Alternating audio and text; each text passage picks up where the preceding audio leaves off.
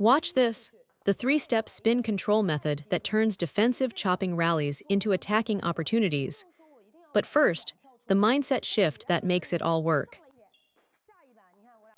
Now let's talk about how to find attacking opportunities during pushing rallies. If you're a chopper or a push-heavy player, don't just grind, learn to create openings. And remember, don't fear winning or losing, enjoy the competition. That mindset frees you up tactically. I'm going to give you 3 conditions that make the incoming ball easiest to attack. The first one, after you serve, your very first push must carry heavy backspin. Watch, I load up the spin on my push. After I add that heavy backspin, what happens to my opponent's next ball? Is it spinny or not?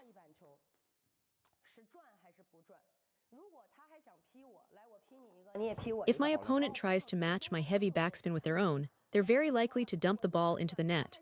That's what happens, the spin is just too much to handle. So what do? They back off and just guide the ball back. They float it over without adding any technique of their own. Watch, after 2 balls hit the net, my partner switches to just pushing the ball back softly. That floated return has weak spin, and that is your best opportunity.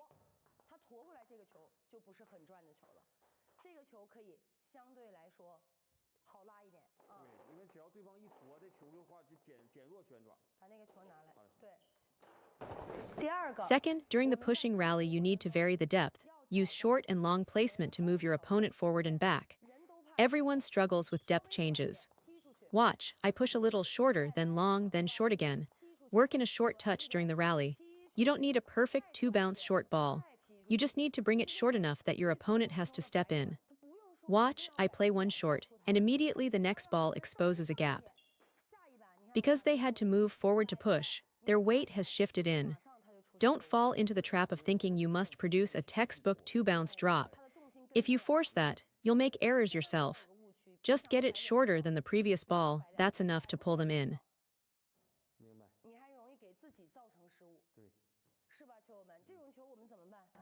Watch, even a 1-bounce or 2-bounce short ball works here. The point is to draw your opponent forward to push. Then the next ball you loop. Even if your loop isn't high quality, you still have an opportunity because you created it yourself. If your opponent stays behind the table, they're already in a defensive stance and ready for your attack. But when they step in to push a short ball, they're off balance. Watch, I play one short, my partner steps in, and right there the next ball is my chance. The timing is critical. Once you decide to loop, don't hesitate. You can alternate short to the middle is hard to push long, then redirect to the backhand, then back to the middle.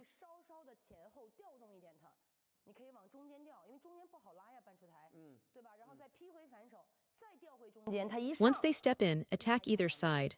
For example, I serve long, then push one to the middle. My partner reaches in to return it, now I have the opening to move them side to side. When they step forward to push, they rarely have the awareness to aggressively push long. Most likely they'll just cushion the ball back, and that soft return is easier to loop. Now I attack wide to either wing. Their body is leaning forward in this position, so defending both sides is far harder than if they were standing balanced behind the table. That's the second principle. Use depth changes to pull them in, then redirect to the corners.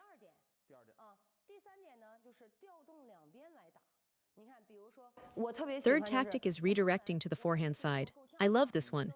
When I feel like I'm getting stuck in a pushing rally, here's what I do. Watch the racket angle, I tilt the face slightly to the right. Normally I push straight ahead, but when I can't push my opponent, I angle the racket to the right and steer the ball toward the sideline on their forehand.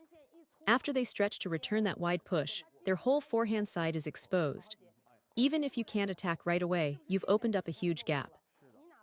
When I coached corporate teams in college, I taught this tactic constantly. I'd tell them, if you're stuck in a pushing rally, tilt your racket face slightly and redirect to their forehand. No matter what they give you, send one to the forehand corner. Watch what happens immediately.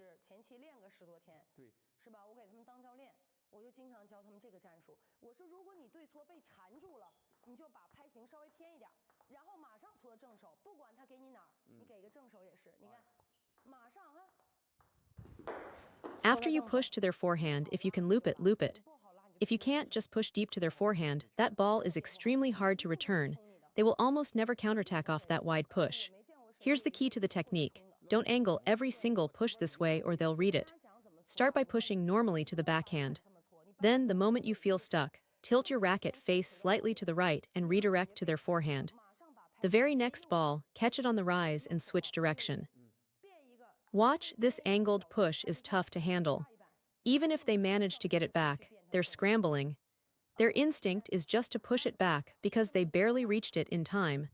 Attacking from that stretched position is nearly impossible for most players.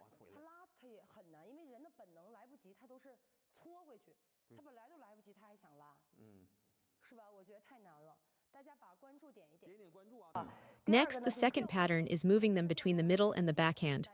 Watch how awkward this makes them. First push to the middle, next one to the backhand. Or start at the backhand, then switch to the middle. During this movement, don't keep redirecting forever within about 3 pushes. Look for your chance and loop. The goal is to make their body shift and wobble while they push. Once they're off balance, that's your window. After you attack a player who's still recovering their stance, they have to stabilize before they can defend. That's completely different from defending when they're planted and balanced.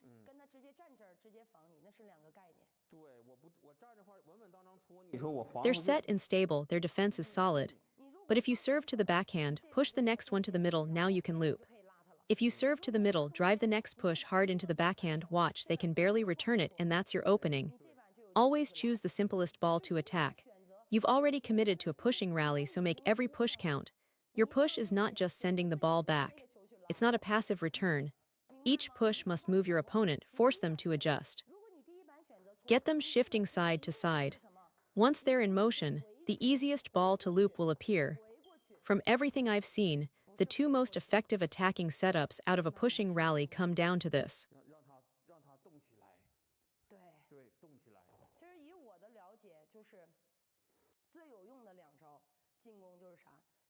Watch, after I serve and push, the very next ball is right there.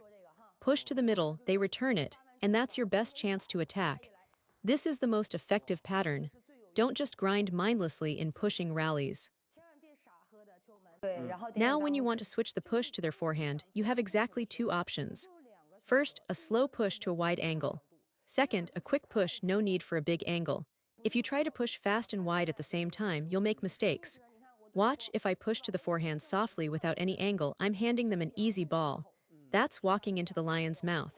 Anyone with even basic looping ability will punish that, no matter how rough their form is. They see that ball all the time. So either go slow with a really wide angle, or go quick and catch the ball early on the rise. Feel how fast that rhythm is. You must take it at the top of the bounce.